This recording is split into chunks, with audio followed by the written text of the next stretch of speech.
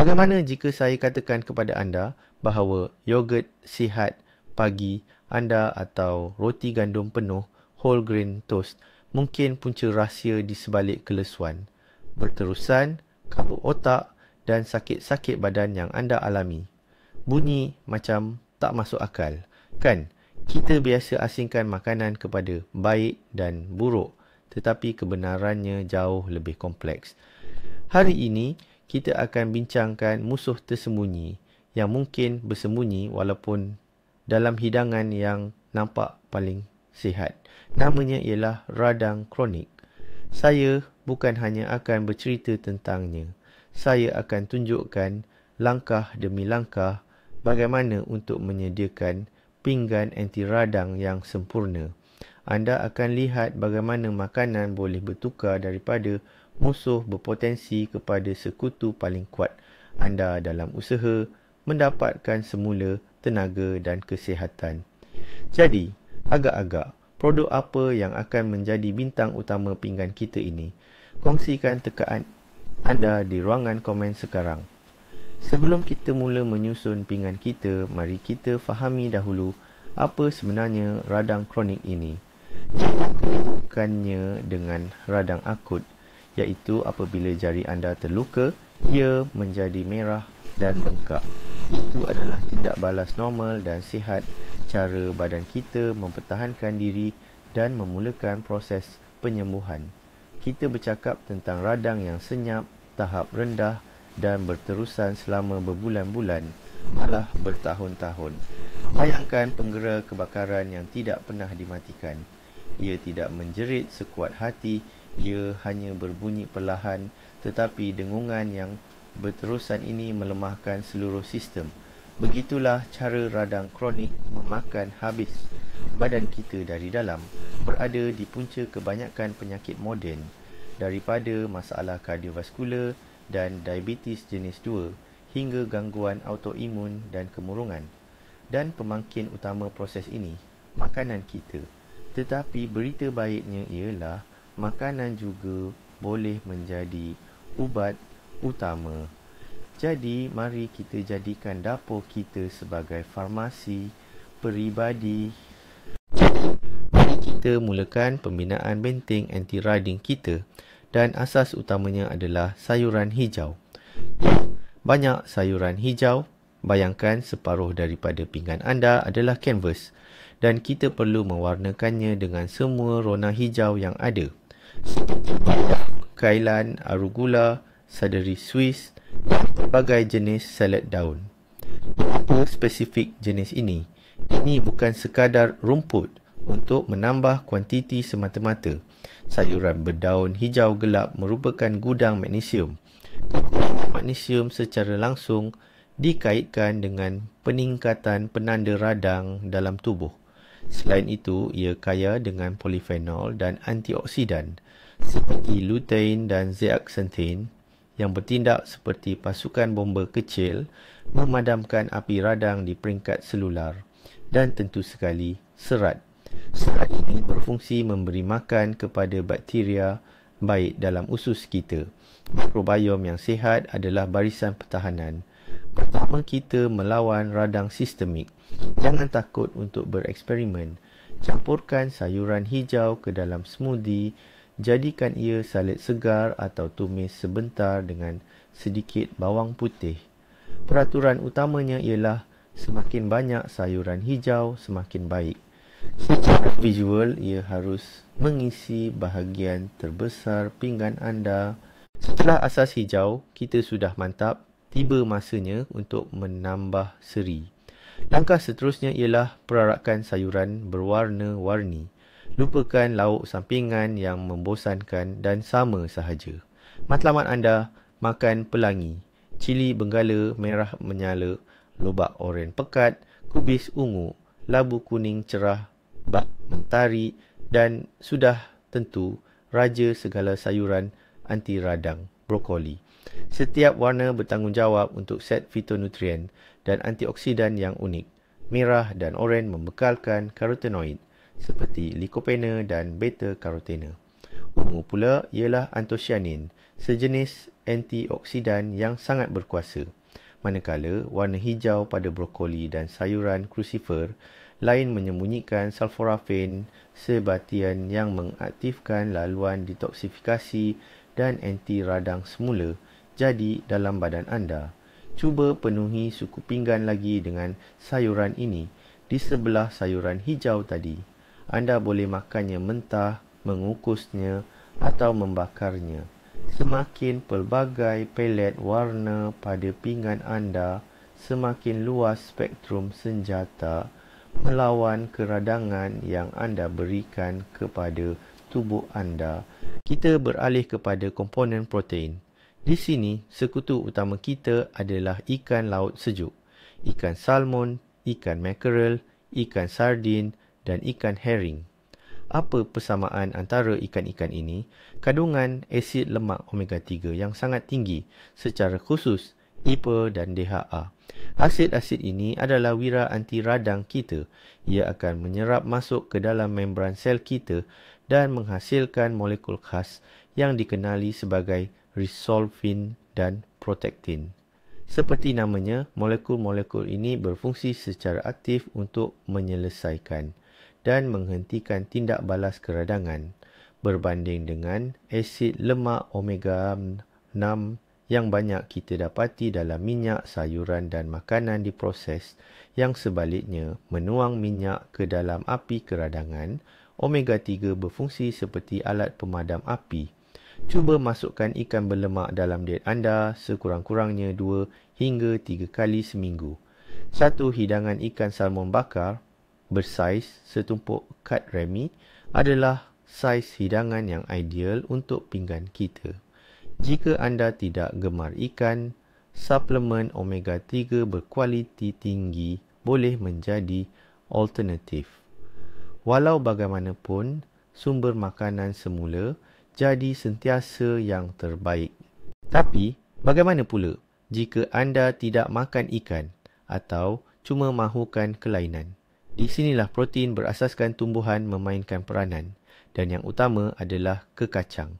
Contohnya seperti lentil, kacang kuda, nut, kacang buncis dan kacang hijau mash. Sekian lama ia sering disalah anggap atau dihitamkan kerana kandungan lektin dan asid fitiknya. Namun, dengan penyediaan yang betul, iaitu merendam dan memasak dengan teliti, ia sebenarnya berubah menjadi makanan superfood yang sebenar. Pertama, ia merupakan sumber protein yang sangat baik, penting untuk pemulihan dan pembinaan tisu badan. Kedua, ia memekalkan serat, termasuklah serat larut dan tidak larut. Serat ini bukan sahaja menyuburkan mikrobiom usus kita, malah membantu mengawal paras gula dalam darah. Ini penting kerana ia menghalang lonjakan glukosa dan insulin yang mendadak, yang merupakan pencetus utama kepada keradangan dalam badan. Masukkan beberapa sudu humus dalam hidangan anda, segenggam lentil yang dimasak dalam salad, atau hidangkan kacang, bean, sebagai sajian sampingan. Ini adalah cara yang mengenyangkan, mudah didapati dan sangat berkesan untuk menjadikan makanan anda lebih bersifat anti radang. Kekacang ini boleh mengisi bahagian suku protein di dalam pinggan anda. Malah ia mampu menggantikan protein haiwan. Lemak bukanlah musuh. Sudah tiba masanya kita tinggalkan terus mitos lapuk era 90-an ini. Lemak sihat sangat penting untuk kesihatan kita dan avokado adalah salah satu juara utamanya. Buah berkrim dan berminyak ini, ya, secara teknikalnya avokado adalah buah kaya dengan lemak monotak tepu, khususnya asid oleik. Ia merupakan lemak yang sama seperti yang terdapat dalam minyak zaitun. Lemak ini berfungsi membantu menurunkan paras kolesterol jahat, LDL, dan juga mengurangkan penanda keradangan, contohnya protein C reaktif. Namun, manfaatnya tidak terhenti di situ. Avokado juga merupakan sumber kalium yang penting bagi mengawal tekanan darah, serta kaya dengan antioksidan seperti karotenoid. Oleh kerana kandungan lemak dan seratnya yang tinggi, avokado memberikan rasa kenyang yang sangat baik. Ini membantu kita mengawal selera makan. Seterusnya, menghindari pengambilan snack yang buruk dan bersifat pro-radang. Tambahkan suku atau separuh buah avokado yang dihiris terus ke dalam pinggan anda. Ia bukan sahaja menambah nilai nutrisi, malah turut memberikan tekstur berkrim yang lembut pada hidangan anda. Jika kita menyentuh isu lemak sihat, kita tidak boleh melupakan pejuang yang kecil tapi berkuasa, iaitu kekacang dan biji benih. Segenggam kecil kacang walnut, badam, biji chia, biji flax atau biji labu. Semuanya adalah sumber nutrisi yang sangat padat. Sebagai contoh, kacang walnut dikenali sebagai salah satu sumber terbaik omega 3 daripada tumbuhan, terutamanya dalam bentuk asid alpha-linolenik (LAA). Badam pula kaya dengan vitamin E, antioksidan kuat yang berfungsi melindungi sel tubuh kita daripada kerosakan radikal bebas.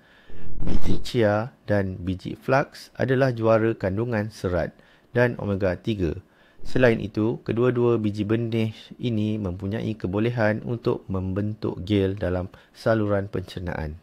Keadaan ini membantu melambatkan penyerapan gula dan seterusnya menyokong proses detoksifikasi. Namun, penting untuk sentiasa bersederhana. Kacang mempunyai kalori yang sangat tinggi. Oleh itu, segenggam kecil iaitu sekitar 30 gram sehari sudah memadai.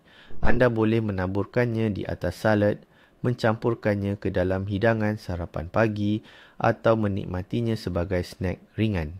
Ini adalah cara yang mudah untuk menambahkan kerangupan, rasa yang enak dan kuasa anti radang yang serius ke dalam diet harian anda. Sekarang, kita beralih kepada rempah ratus. Ini bukan sekadar penambah rasa, tetapi sebenarnya kilang farmaseutika mini. Raja segala rempah pula ialah kunyit. Warna kuningnya yang menyerlah itu datang daripada sebatian yang dinamakan kurkumin. Kurkumin adalah salah satu sebatian anti radang semula, jadi yang paling berkesan dan terkuat yang diketahui oleh sains. Mekanisme tindakannya sangat kompleks. Ia menyasarkan pelbagai sasaran molekul, menyekat protein utama yang memulakan rentetan keradangan dalam sel kita. Kajian menunjukkan bahawa keberkesanan kurkumin setanding dengan ubat anti radang tertentu. Namun, ia datang tanpa kesan sampingan. Satu rahsia kecil. Untuk memastikan kurkumin diserap dengan lebih baik, ia mesti diambil bersama lada hitam. Piperin yang terdapat dalam lada boleh meningkatkan bioketersediaan kurkumin sehingga ribuan kali ganda. Tambahkan secubit kunyit ke dalam kari, sup, smoothie atau sediakan susu emas golden milk. Ini adalah cara yang mudah dan lazat untuk memberikan perlindungan anti radang harian kepada tubuh anda. Bahan wajib kedua yang perlu ada di rak rempah kita ialah halia, yang merupakan saudara rapat kunyit. Aroma dan rasa pedas yang unik itu datang daripada gingerol, iaitu sebatian aktif yang mempunyai ciri-ciri anti radang dan antioksidan yang sangat kuat. Halia telah digunakan sejak berkurun lamanya dalam perubatan tradisional untuk merawat loya atau mual, selsema dan pelbagai jenis kesakitan. Sains moden mengesahkan bahawa gingerol mampu menghalang penghasilan sitokin dan enzim yang menyebabkan keradangan. Ia amat berkesan untuk melegakan sakit sendi yang berkaitan dengan osteoartritis serta sakit otot selepas melakukan senaman atau latihan. Cara terbaik untuk menikmati khasiat halia adalah dengan mengambilnya dalam bentuk segar. Anda boleh parut sedikit akar halia ke dalam sos salad atau campurkannya dalam air panas bersama lemon dan madu untuk dijadikan teh yang menyegarkan dan memanaskan badan. Ia juga sesuai digunakan dalam kebanyakan masakan Asia. Selain melawan keradangan, halia juga berfungsi meningkatkan sistem pencernaan. Dan ini merupakan faktor penting dalam memastikan kesihatan badan secara menyeluruh. Persoalannya, bagaimana pula dengan pencuci mulut? Adakah kita perlu melupakan terus makanan manis hanya kerana menjalani diet anti radang? Jawapannya, tidak. Cuma anda perlu memilihnya dengan bijak. Di sinilah buah beri memainkan peranan penting. Beri biru, strawberry, raspberry dan blackberry. Khazanah alam yang kecil ini sangat kaya dengan antioksidan, terutamanya antosianin. Pigmen inilah yang memberikan warna merah, biru dan ungu yang pekat dan menarik pada buah beri. Antosianin bukan sahaja berfungsi melawan radikal bebas. Ia mempunyai kesan anti radang yang langsung dengan cara mengurangkan penghasilan molekul penyebab keradangan dalam badan. Selain itu, berbeza daripada buah-buahan lain, buah beri mempunyai indeks glisemik yang rendah. Ini bermakna ia tidak akan menyebabkan lonjakan gula darah yang mendadak. Segenggam kecil buah beri sama ada segar atau beku, yang mengekalkan hampir semua khasiatnya adalah penamat hidangan yang sempurna atau snack yang sihat. Tambahkannya ke dalam yogurt atau nikmatinya begitu sahaja. Inilah manisan yang bekerja untuk anda, bukannya melawan anda. Mari kita sentuh isu yang paling kontroversi, karbohidrat. Ramai pelan diet menggesa kita menghapuskannya sama sekali. Namun ini adalah kesilapan besar. Yang penting bukan kuantiti, tetapi kualiti. Karbohidrat terproses atau halus memang musuh utama kita, tetapi bijirin penuh adalah sahabat kita. Kita maksudkan seperti quinoa, beras perang, beras liar, oat yang dimasak lama dan juga buckwheat. Apa bezanya? Mereka tidak ditanggalkan semasa proses pemprosesan dan kekal dengan lapisan luarannya, sekam yang kaya dengan serat, vitamin B dan mineral. Serat ini melambatkan penyerapan gula ke dalam aliran darah, memastikan peningkatan tenaga yang stabil tanpa menyebabkan lonjakan insulin yang mendadak. Tahap gula yang stabil adalah kunci kepada tahap keradangan yang rendah dalam badan. Selain itu, bijirin penuh mengandungi antioksidan yang mungkin sukar kita peroleh daripada buah-buahan atau sayur-sayuran tertentu. Saiz hidangan kecil kira-kira sebesar penumbuk anda. Itulah jumlah bijirin penuh yang sepatutnya ada di dalam pinggan anda. Ia akan memberikan anda tenaga, rasa kenyang yang berpanjangan dan membantu mengawal proses keradangan. Kesihatan menyeluruh badan kita bermula dari usus. Konsep ini semakin diterima ramai dan memang wajar. Keadaan mikrobiom kita memainkan peranan penting yang mempengaruhi sistem imun serta mengawal paras keradangan sistemik. Salah satu kaedah terbaik untuk memastikan tentera bakteria baik ini terus subur adalah dengan mengambil makanan yang melalui proses fermentasi. Sauerkraut, kimchi, kefir, yogurt asli dan kombucha. Semua ini merupakan sumber probiotik hidup yang hebat. Mikroorganisma ini bertindak menguatkan dinding usus sekaligus membantu mencegah apa yang dipanggil sindrom usus bocor, leaky gut syndrome. Dalam keadaan ini, zarah makanan yang tidak dihadam dan toksin akan menyerap masuk ke dalam saluran darah, lantas mencetuskan tindak balas imun. Di samping itu, probiotik juga berfungsi menghasilkan asid lemak rantai pendek seperti butirat. Butirat ini mempunyai kesan anti radang tempatan yang sangat kuat, bertindak terus di dalam usus. Cukup sekadar menambah 1 atau 2 sudu besar sauerkraut atau kimchi sebagai hidangan sampingan kepada hidangan utama anda. Langkah ini sudah memadai untuk membekalkan dos manfaat harian yang diperlukan. Pastikan anda memilih produk yang melalui proses penapaian fermentasi secara semula jadi tanpa sebarang penambahan cuka atau gula. Jadi, apa pilihan minuman kita? Lupakan air manis, bergula dan jus kotak. Kesemuanya ibarat gula cair yang pantas menyemarakkan api keradangan. Pilihan utama kita ialah teh hijau. Minuman ini telah dijunjung tinggi dalam pelbagai budaya Asia selama berabad-abad, bukan sahaja kerana rasanya tetapi juga khasiat penyembuhannya. Bahan aktif utama dalam teh hijau ialah epigallocatechin gallate atau ringkasnya EGCG. Ia adalah antioksidan yang paling hebat daripada kumpulan katekin. EGCG melindungi sel-sel daripada kerosakan dan yang paling penting untuk kita, ia menunjukkan kesan anti radang yang sangat ketara. EGCG mampu menghalang penghasilan sitokin pro-keradangan dan nitrik oksida. Pengambilan teh hijau secara berkala dikaitkan dengan penurunan risiko pelbagai penyakit kronik. Jadi, pastikan anda memancuh teh daun yang berkualiti, bukannya uncang teh biasa. Minumlah 1 atau 2 cawan sehari. Ini adalah ritual yang mudah dan menyeronokkan, namun membawa manfaat yang sangat besar kepada tubuh anda.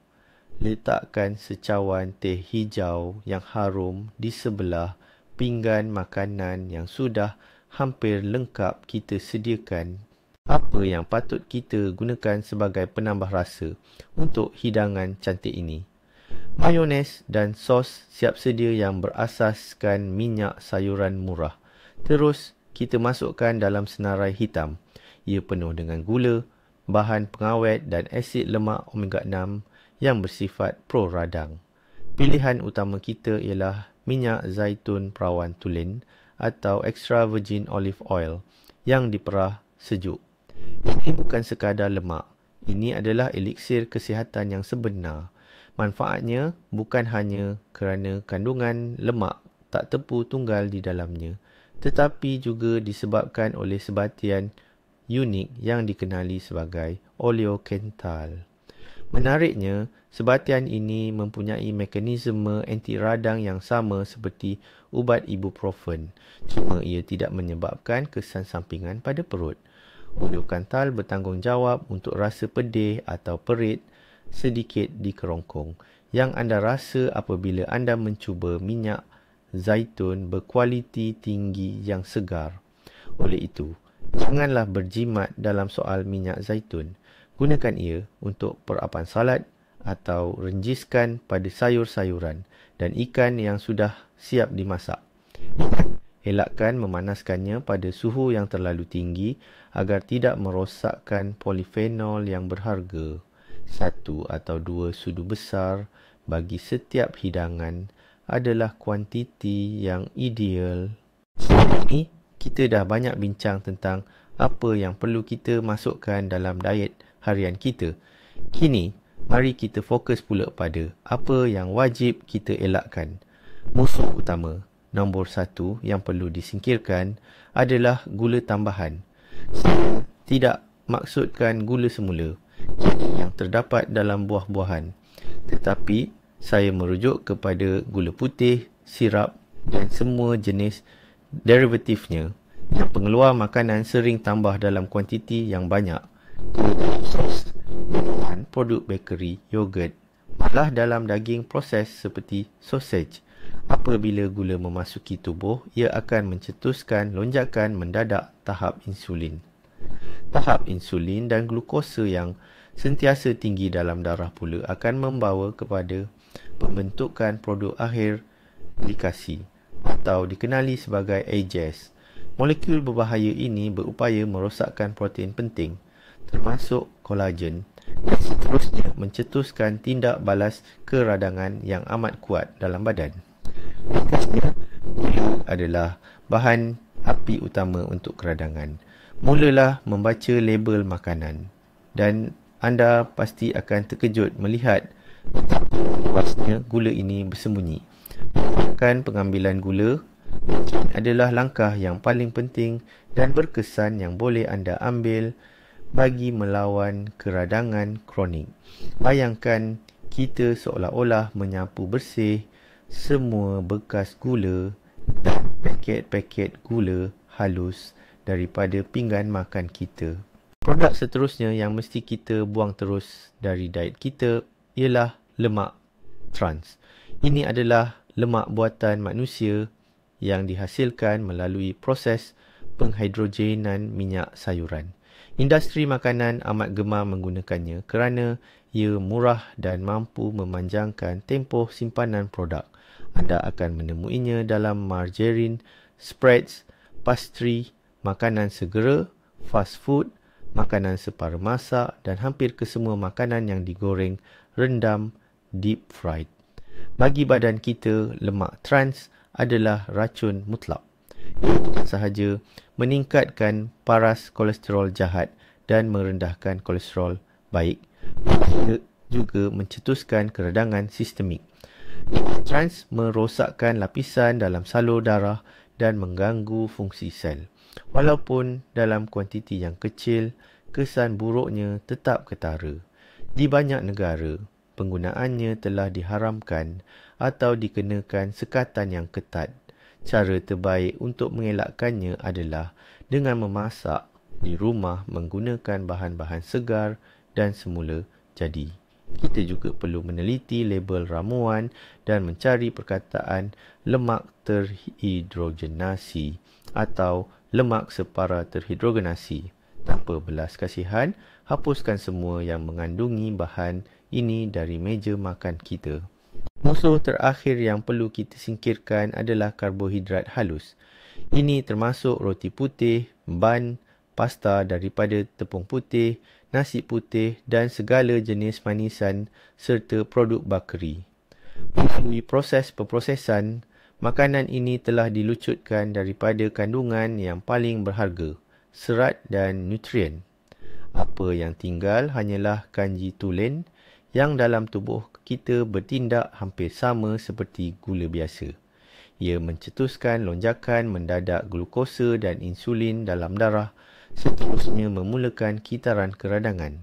Pada dasarnya, tubuh anda tidak melihat perbezaan besar antara sekeping roti putih dan sesudu gula. Selain itu, kebanyakan produk ini mengandungi gluten yang bagi individu sensitif boleh menjadi pencetus tambahan kepada keradangan. Gantikan roti putih dengan roti bijirin penuh, pasta putih dengan pasta gandum durum atau kekacang, dan pilih buah-buahan atau beri sebagai ganti pencuci mulut. Pertukaran mudah ini akan menjadi sumbangan besar kepada kesihatan anda dan ia dapat membantu memadamkan api keradangan dalaman. Mari kita beralih kepada tambahan nutrisi yang sangat berfaedah. Saya ingin kongsikan tentang makanan yang sering terpinggir, namun sebenarnya adalah wira anti radang yang sejati. Ini adalah cendawan, bukan sekadar cendawan butang biasa, walaupun ia juga berkhasiat. Tetapi jenis-jenis tertentu seperti shiitake, maitake dan reishi. Dalam perubatan tradisional Asia, cendawan perubatan ini telah digunakan sejak ribuan tahun dahulu untuk menguatkan daya tahan tubuh. Rahsia mereka terletak pada sebatian polisakarida yang unik, terutamanya beta-glukan. Sebatian ini bukan sahaja melawan keradangan, malah ia berfungsi sebagai immunomodulator. Maksudnya, beta-glukan ini melatih sistem imun kita agar lebih seimbang. Ia bertindak lebih agresif terhadap ancaman sebenar seperti virus dan bakteria dan kurang bertindak balas terhadap sasaran palsu. Tindak balas melampau inilah yang menjadi punca utama banyak penyakit autoimun dan keradangan. Bagaimana cara menggunakannya? Anda boleh tambah cendawan shiitake yang ditumis ke dalam salad, sup atau hidangan sampingan anda. Walaupun ekstrak cendawan perubatan boleh diambil sebagai suplemen. Produk makanan yang utuh, whole food, selalu menawarkan spektrum nutrisi yang lebih luas. Selain daripada manfaat kesihatan, cendawan juga menambah rasa umami yang mendalam dan kaya pada makanan, menjadikan hidangan anda bukan sahaja lebih berkhasiat tetapi juga lebih enak. Memiliki bahan asas yang kelihatan sederhana, tetapi khasiatnya sangat hebat dan wajib ada di setiap dapur, ialah bawang dan bawang putih. Kedua-duanya tergolong dalam keluarga allium dan kaya dengan sebatian organosulfur. Sebatian inilah yang bertanggungjawab memberikan bau pedas atau tajam yang unik. Bagi bawang putih, sebatian utamanya ialah allicin yang terhasil apabila ia dihancurkan. Manakala untuk bawang, ia kaya dengan quercetin. Quercetin ialah sejenis flavonoid dengan ciri-ciri antioksidan dan antihistamin yang kuat. Ia membantu menstabilkan sel-sel yang melepaskan histamin, seterusnya mengurangkan tindak balas alahan dan keradangan. Allicin yang terdapat dalam bawang putih pula terkenal dengan keupayaan antibakteria dan antivirus. Malah, ia juga berupaya menyekat aktiviti beberapa enzim yang menyebabkan keradangan. Untuk mendapatkan manfaat kesihatan yang maksimum, bawang putih perlu dihancurkan atau dihiris terlebih dahulu dan biarkan ia berehat selama 10 hingga 15 minit sebelum dimasak. Bawang dan bawang putih sememangnya asas utama dalam kebanyakan masakan dunia. Dan ini ada sebabnya. Gunakannya dengan murah hati sebagai bahan asas untuk sup, sos dan hidangan tumisan atau rebusan. Inilah cara yang paling mudah dan berpatutan untuk meningkatkan potensi anti keradangan dalam makanan harian anda. Kita terlalu asyik dengan makanan sampaikan hampir terlupa tentang komponen paling penting dalam diet sihat, iaitu air. Air yang ringkas dan bersih. Dehidrasi walaupun pada tahap ringan boleh menjadi stres kepada badan dan mungkin meningkatkan tahap penanda keradangan, inflammatory markers. Air sangat diperlukan untuk semua proses metabolisme, membantu buah pinggang menyingkirkan toksin dan juga untuk mengekalkan kesihatan sendi.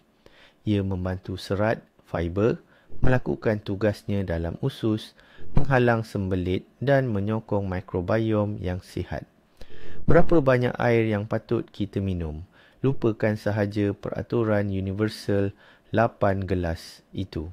Keperluan air adalah berbeza bagi setiap individu. Ia bergantung kepada berat badan, tahap aktiviti dan iklim tempat anda berada. Panduan terbaik adalah melalui warna air kencing anda. Ia seharusnya berwarna kuning muda atau seperti warna jerami yang cerah. Sentiasa pastikan botol air berada berdekatan anda dan minum sedikit demi sedikit sepanjang hari. Jangan tunggu sehingga anda rasa dahaga, kerana rasa dahaga itu sendiri sudah menjadi isyarat awal dehidrasi.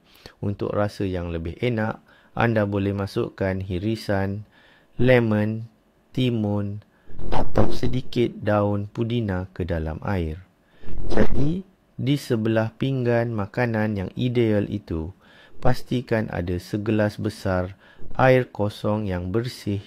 Komponen terakhir yang ke-20, tetapi mungkin yang paling utama dalam strategi anti radang kita ialah prinsip kesederhanaan dan kepelbagaian. Kita tidak perlu bersikap melampau, menjadikan makanan sebagai musuh atau satu bentuk pemujaan. Matlamat kita bukanlah diet yang sempurna atau terlalu ketat, tetapi untuk mewujudkan corak pemakanan sihat yang mampan, yang boleh anda amalkan sepanjang hayat.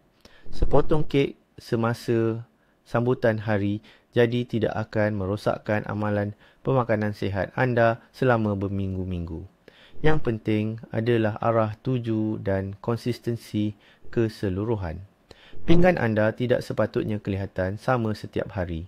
Pelbagaikan sumber protein, cuba sayur-sayuran baharu dan bereksperimen dengan rempah ratus. Semakin pelbagai diet anda, semakin banyak fitonutrien, vitamin dan mineral berbeza yang diterima oleh tubuh anda. Sup mencari satu superfood yang kononnya dapat menyelesaikan semua masalah anda. Kekuatan sebenar terletak pada sinergi mana semua komponen berfaedah ini bekerja secara harmoni, menyokong dan menguatkan satu sama lain. Matlamat anda ialah untuk mewujudkan pola pemakanan anti radang yang mantap. Dan kini, setelah kita melihat pinggan yang telah kita sediakan ini, kita dapat saksikan bagaimana ia berfungsi secara praktikal. Jadi, mari kita tengok hasilnya. Inilah dia, pinggan anti radang sempurna kita yang ideal. Separuh daripadanya dipenuhi sayur-sayuran dan ulam-ulaman yang berwarna-warni. Suku bahagian pula untuk protein berkualiti, sama ada ikan berminyak ataupun kekacang, dan suku yang terakhir adalah bijirin penuh. Kesemuanya ini dilengkapkan lagi dengan lemak sihat dari avokado, kekacang dan minyak zaitun serta diperisakan dengan rempah ratus yang hebat seperti kunyit dan halia. Tapi, anda tahu tak apa rahsia terpentingnya? Rahsia yang akan mengubah pandangan anda. Alat anti radang yang paling kuat bukanlah satu produk tertentu. Bukan goji berry, bukan biji chia dan bukan kunyit itu sendiri. Ubat yang paling mujarab adalah sinergi, iaitu bagaimana semua komponen ini berfungsi serentak dalam satu pinggan, saling menguatkan kesan antara satu sama lain. Anda bukan sekadar makan pelbagai jenis makanan, tetapi anda sedang membina keseluruhan sistem biokimia yang bekerja keras demi kesihatan anda. Ini bukan diet, tetapi ini adalah gaya hidup. Terima kasih kerana sudi menonton video ini hingga ke penghujungnya. Saya harap ia bukan sahaja menarik, tetapi benar-benar bermanfaat untuk anda. Jika ya, sila tinggalkan like dan langgan subscribe saluran ini agar tidak terlepas episod-episod baharu yang lain. Dan sekarang, soalan saya kepada anda. Komponen pinggan anti radang yang manakah yang akan anda masukkan ke dalam diet harian anda bermula hari ini? Tuliskan jawapan anda di ruangan komen. Saya sangat teruja untuk membacanya.